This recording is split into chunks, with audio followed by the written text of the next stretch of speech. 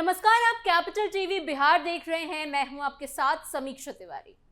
बिहार के समस्तीपुर के पटौरी इलाके से जुड़े एक युवक मुर्शिद जहीर अख्तर शेख की गिरफ्तारी ने कई बड़े सवाल खड़े कर दिए हैं। गुजरात एटीएस ने उसे मुंबई से पकड़ा है। आरोप है कि उसका संबंध आईएसआई और आईएसआईएस जैसे खतरनाक संगठनों से था। जांच में उसके मोबाइल से व्हाट्सएप और इंस्टाग्राम पर कुछ संदिग्ध चैट्स और जिहादी सामग्री भी मिली है। इतना ही नहीं, पाकिस्तान और अफगानिस्तान से हथियार और पैसों के कनेक्शन के संकेत भी सामने आए हैं। बताया जा रहा है कि वो मुंबई में बिरयानी की दुकान चलाता था, जिसे अब जांच एजेंसियां एक कवर मान रही है। लेकिन सवाल यह है कि क्या वाकई वो इतने बड़े नेटवर्क का हिस्सा था, और अगर हाँ, तो आखिर कब और कैसे वो इस रास्ते पर चला गया। क्या है पूरी खबर, बताते हैं आपको स्पेशल स्टोरी में। समस्तीपुर से आईएसआई कनेक्शन तक, एटीएस के राडार पर युवा नेटवर्क। समस्तीपुर के पटौरी इलाके से रहने वाला मुर्शिद जहीर अख्तर शेख नाम का एक युवक की गिरफ्तारी के बाद इलाके में काफी हलचल देखी जा रही है। गुजरात एटीएस ने उसे मुंबई से हिरासत में लिया, जहां वो अपने भाइयों के साथ रह रहा था। बताया जा रहा है कि वो एक बिरयानी की दुकान चलाया करता था और उसी के जरिए अपनी रोजमर्रा की जिंदगी चला रहा था। बाहर से देखने में उसकी जिंदगी एक आम युवक की तरह ही लग रही थी, लेकिन जांच एजेंसियों को अब शक है कि वो इस दुकान को एक कवर के तौर पर इस्तेमाल कर रहा था। जांच एजेंसियों के मुताबिक मुर्शिद के मोबाइल फोन की जब गहन जांच की गई तो उसमें व्हाट्सएप और इंस्टाग्राम जैसे सोशल मीडिया प्लेटफॉर्म्स पर कई संदिग्ध चैट्स और कंटेंट मिले। इन मैसेजों में ऐसी सामग्री भी शामिल बताई जा रही है जिसे एजेंसियां जिहादी प्रचार से जोड़कर देख रही हैं।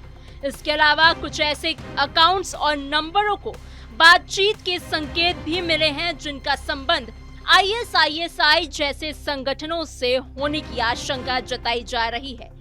एजेंसियां अब इन डिजिटल सबूतों को विस्तार से खंगाल रही है ताकि पूरे नेटवर्क की कड़ियों को जोड़ा जा सके। जांच के दौरान ये भी सामने आया है कि मुर्शिद का संपर्क ऐसे लोगों से हो सकता है जो पाकिस्तान और अफगानिस्तान से जुड़े नेटवर्क का हिस्सा है।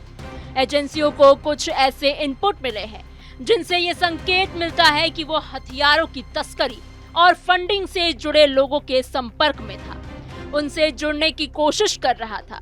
हालांकि अभी तक इन दावों की पूरी तरह से पुष्टि नहीं हुई है, लेकिन शुरुआती जांच में मिले इन संकेतों ने सुरक्षा एजेंसियों को सतर्क कर दिया है। मुंबई में उसका रहन सहन और कामकाज सामान्य बताया जा रहा था। वो अपने दो भाइयों के साथ रहता था, जिनमें से एक मजदूरी करता है जबकि मुर्शिद खुद बिरयानी की दुकान संभालता था। पड़ोसियों और आसपास के लोगों के लिए वो एक साधारण कामकाजी युवक की तरह ही था, जिससे किसी को ज्यादा शक नहीं हुआ।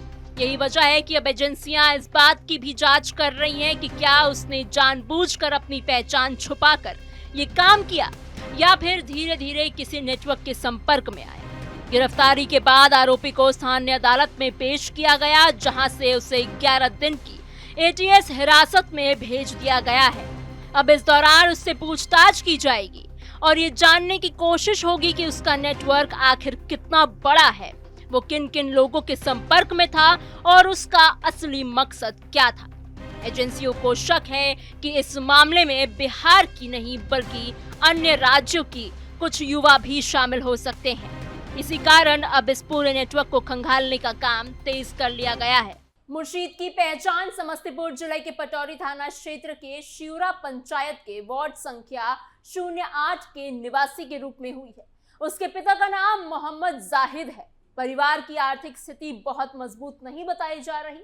मुर्शिद की पढ़ाई भी ज्यादा नहीं हुई है। बताया जाता है कि उसने 8वीं कक्षा तक ही पढ़ाई की थी। इसके बाद वो अपने परिवार के साथ ही साधारण जीवन जी रहा था। करीब 1 साल पहले वो अपने भाई के साथ मुंबई गया था। वहां उसका भाई पहले से ही काम करता था और उसी के साथ मिलकर उसने बिरयानी की दुकान पर काम शुरू कर दिया। धीरे धीरे उसने दुकान संभाली और उसने काम शुरू कर दिया। परिवार के अनुसार वो अपना काम करता था और उसकी गलत गतिविधियों में शामिल होने की बात उन्हें कभी महसूस ही नहीं हुई। मुर्शिद के पिता जाहिद का कहना है कि उनका बेटा पूरी तरह से निर्दोष है। उन्होंने बताया है कि मुर्शिद का स्वास्थ्य भी ठीक नहीं रहता, इसीलिए उसे गांव से मुंबई भेजा गया था ताकि वो अपने भाई के साथ रह सके और कुछ काम सीख सके। उनका कहना है कि अगर वो किसी गलत काम में शामिल होता तो परिवार को जरूर कुछ ना कुछ भनक जरूर चलती, लेकिन उन्हें इस तरह की किसी भी बात की कोई जानकारी नहीं है। परिवार के अन्य सदस्यों का भी यही कहना है कि मुर्शिद का स्वभाव अलग जरूर था, लेकिन वो कोई अपराधी नहीं था। वो लोग लगातार यही मांग कर रहे हैं कि इस मामले की सही तरीके से जांच होनी चाहिए। उनका कहना है कि अगर मुर्शिद दोषी है तो उसे सजा मिलनी चाहिए, लेकिन अगर वो निर्दोष है तो उसे जल्द से जल्द छोड़ देना चाहिए। इस मामले ने इसलिए भी ध्यान खींच लिया है क्योंकि इससे पहले भी समस्तीपुर जिले से ही एक और युवक को इसी तरह से आरोपों में गिरफ्तार किया गया था। तहसील अख्तर उर्फ मोनू नाम के उस युवक को भी कुछ समय पहले इसी तरह के आरोपों के चलते पकड़ा गया था और वो फिलहाल जेल में बंद है। वो समस्तीपुर के कल्याणपुर थाना क्षेत्र का रहने वाला है। अब एक ही जिले से दो युवकों के नाम इस तरह के मामलों में सामने आने से जांच एजेंसियां और ज्यादा सतर्क हो गई है। एटीएस की टीम अब मुर्शिद से लगातार सवाल जवाब यानी पूछताछ कर रही है। इस दौरान वो ये जानने की कोशिश कर रही है कि वो किन किन लोगों से जुड़ा हुआ था, उसने किन प्लेटफॉर्म्स का इस्तेमाल किया है और क्या वो किसी बड़े प्लान का हिस्सा था, क्या कोई बड़ी अनहोनी होने जा रही थी। डिजिटल साक्ष्य इस मामले में अहम भूमिका निभा रहे हैं। मोबाइल फोन से मिली चैट, सोशल मीडिया एक्टिविटी और दूसरी तकनीकी जानकारी के आधार पर एजेंसियां पूरे मामले को जोड़ने की कोशिश कर रही है। बताया जा रहा है कि इस मामले में धारा 61 जो आपराधिक साजिश से जुड़ी है और धारा 148 जो सरकार के खिलाफ युद्ध छेड़ने जैसे गंभीर आरोपों से संबंधित है, उसके तहत एफआईआर दर्ज की गई है। ये दोनों धाराएं काफी गंभीर मानी जाती है और इनके तहत सख्त कार्रवाई भी की जाती है। सोशल मीडिया बना हथियार, देश की सुरक्षा से जुड़ा मामला। गांव के लोगों में भी मामले को लेकर हैरानी है। जिन लोगों ने मुर्शिद को बचपन से देखा है, उनका कहना है कि वो एक साधारण लड़का था।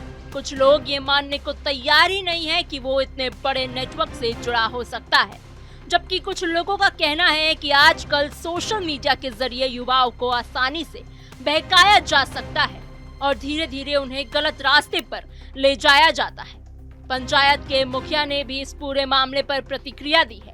उनका कहना है कि मामले की निष्पक्ष जांच होनी चाहिए और सच्चाई जो भी हो वो सामने आनी चाहिए। उन्होंने प्रशासन से अपील की है कि गांव के किसी भी निर्दोष व्यक्ति को परेशान ना किया जाए, लेकिन अगर कोई दोषी है तो उसके खिलाफ सख्त कार्रवाई होनी चाहिए। ये मामला सिर्फ एक गिरफ्तारी तक सीमित नहीं है, बल्कि ये इस बात की भी ओर इशारा करता है कि किस तरह आज के समय में डिजिटल प्लेटफॉर्म्स का इस्तेमाल गलत कामों के लिए भी किया जा सकता है। व्हाट्सएप, इंस्टाग्राम जैसे प्लेटफॉर्म्स जहां एक तरफ लोगों को जोड़ने का काम करते हैं तो वहीं दूसरी तरफ इनका इस तरीके से दुरुपयोग भी हो सकता है। जांच एजेंसियां अब इन पहलुओं पर गहराई से काम कर रही है। मुर्शिद का मामला अभी जांच के दौर में है और कई अहम खुलासे आने बाकी है। आने वाले दिनों में पूछताछ और तकनीकी जांच के आधार पर और जानकारी सामने आ सकती है। फिलहाल एजेंसियां हर एंगल से इस केस को देख रही है ताकि किसी भी तरह की चूक ना हो। अंत में सबसे बड़ा सवाल यही है कि क्या मुर्शिद वाकई किसी बड़े नेटवर्क का हिस्सा था या फिर ये सिर्फ एक शक के आधार पर की गई कार्रवाई है। क्या उसके मोबाइल फोन से मिली जानकारी उसे दोषी साबित कर पाएगी या फिर जांच में कोई और ही सच्चाई सामने आएगी? इन सभी सवालों के जवाब आने वाले समय में मिलेंगे। फिलहाल परिवार न्याय की मांग कर रहा है और एजेंसियां सच्चाई तक पहुंचने की कोशिश में लगी पड़ी हैं। इस पूरे मामले पर सबकी नजर बनी हुई है क्योंकि इसका असर सिर्फ एक परिवार या एक जिले तक सीमित नहीं है, बल्कि ये देश की सुरक्षा से जुड़ा एक बेहद ही गंभीर मुद्दा बन चुका है। आपको हमारी खबर कैसी लगी? आपकी इस खबर पर क्या कुछ सोच विचार हैं? आप क्या राय रखते हैं? हमें कमेंट बॉक्स पे जरूर बताइएगा। ऐसी और खबरों के लिए बने रहिए कैपिटल टीवी बिहार के साथ।